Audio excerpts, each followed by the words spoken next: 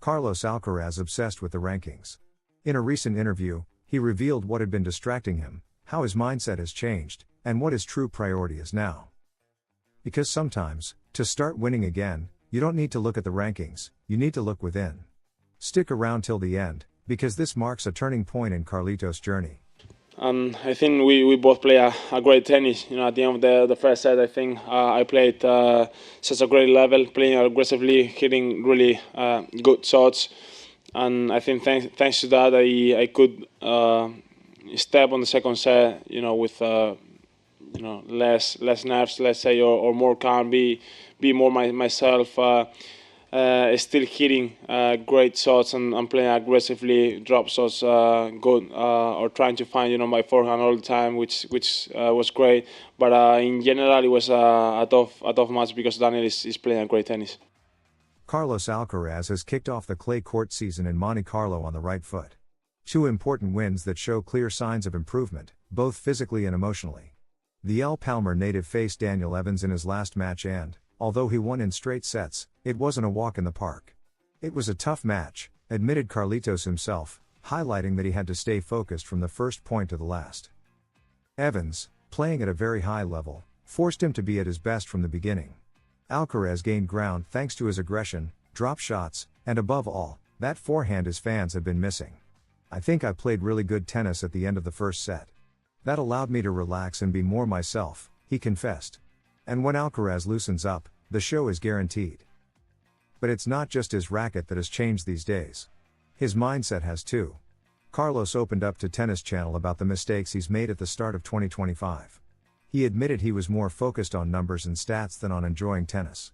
I've realized I just have to play tennis. I love this sport and that's what matters, he said with conviction. The pressure to be number one, especially after Sinner's suspension, had affected him more than he wanted to admit.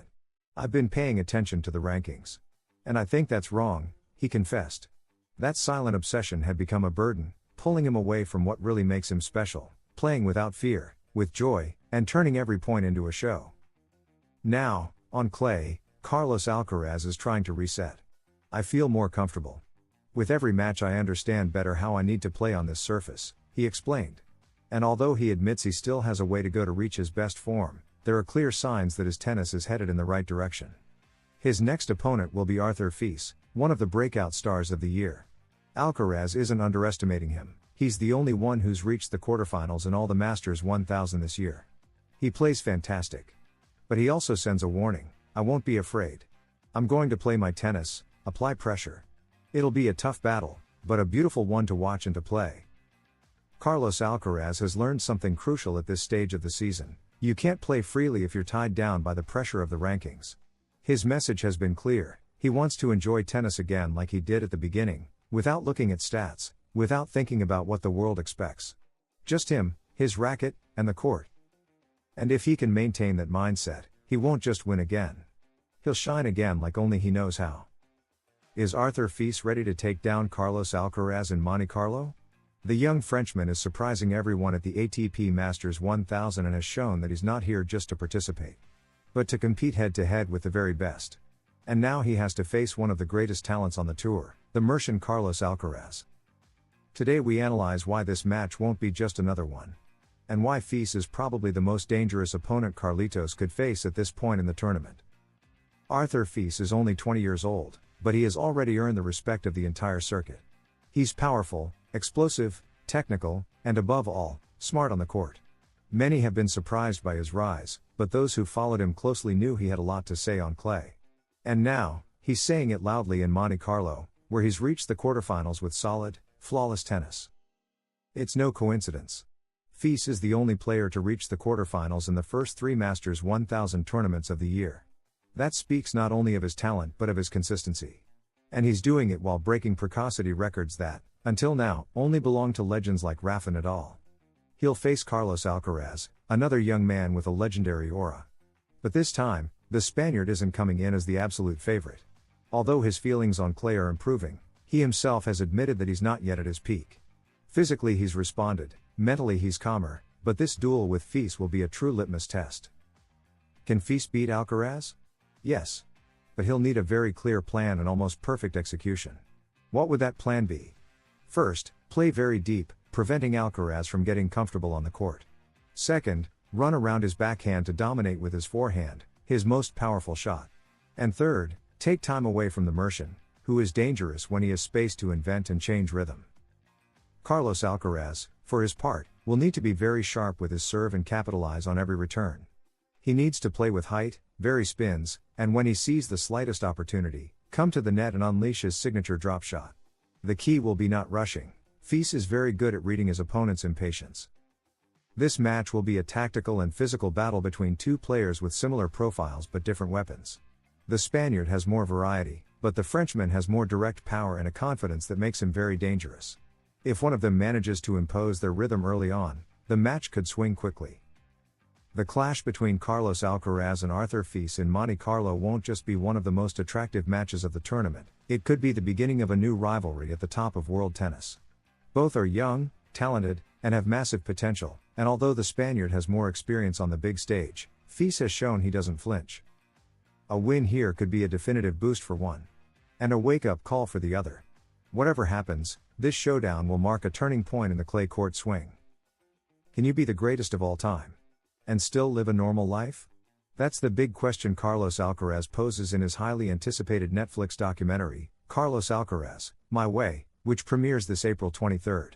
In this intimate portrait, the young Mercian opens up completely, showing not just his life on the court but also his struggles, his fears, and his personal fight to find balance between success and happiness. And among the many voices accompanying his story, one stands out powerfully: Rafael Nadal. In a single sentence, the 22-time Grand Slam champion delivers a lesson that could shape Carlitos' future. If you feel like you're sacrificing too much, you're not going to make it. What did Nadal mean? And how does Alcaraz react to those words? Today we explain how this message could change everything. Carlos Alcaraz is just 20 years old, but he's already reached the top of the tennis world. Youngest world number one in history, 3-time Grand Slam champion, and the face of a revolution on the ATP Tour. However, this documentary reveals a much deeper side of the El Palmar native, that of a young man who, while chasing greatness, also doesn't want to lose his essence. From the beginning he makes it clear, I want to be the greatest of all time. That's my dream, but having fun is also key for me. In his daily life, Alcaraz enjoys the little things, spending time with family, laughing with friends, disconnecting from tennis. But those personal needs clash with the reality of a sport that demands total dedication. He says it himself, I'm someone who likes to be at home, but tennis doesn't allow that. That tension between what he wants to be and what he needs to sacrifice is the core of the documentary. That's when one of the most respected voices in world tennis appears, Rafael Nadal. The Mallorcan doesn't mince words and drops a sentence that says it all. To achieve what Federer, Djokovic, or I have done, you have to feel that the sacrifices are worth it. The warning is clear: if you see the effort as a burden, you won't reach the level of the greats. But Alcaraz doesn't stay silent. In a firm yet reflective tone, he responds, I want to spend time with my friends and family. I want free time. Right now, my fear would be seeing tennis as an obligation. It's a powerful message that questions the traditional idea of absolute sacrifice as the only path to success. Carlos wants to build his legacy without giving up his life, without stopping the enjoyment. Roger Federer also appears in the documentary as a voice of experience. The Swiss, who for years balanced his career with family life and a relatable image, warns, you want to be everywhere, but you can't. A piece of advice that points to the need to make clear decisions, accept limits, and prioritize what's essential. Between these two visions, Nadal's demand and Federer's moderation, appears a key figure, Juan Carlos Ferrero, coach and mentor to Alcaraz. His reflection is strong: Carlos has to choose who he wants to be. That phrase works as the heart of the documentary. There's no single way to be the best. But to achieve it, you have to commit to an identity. And Carlos has it clear. At the end of the trailer, he delivers his most personal and courageous statement: right now I have to decide for myself, and if I make a mistake, I want it to be mine. I'm building my path to be the greatest of all time, but I want to do it my way. Carlos Alcaraz, My Way is not just a sports documentary.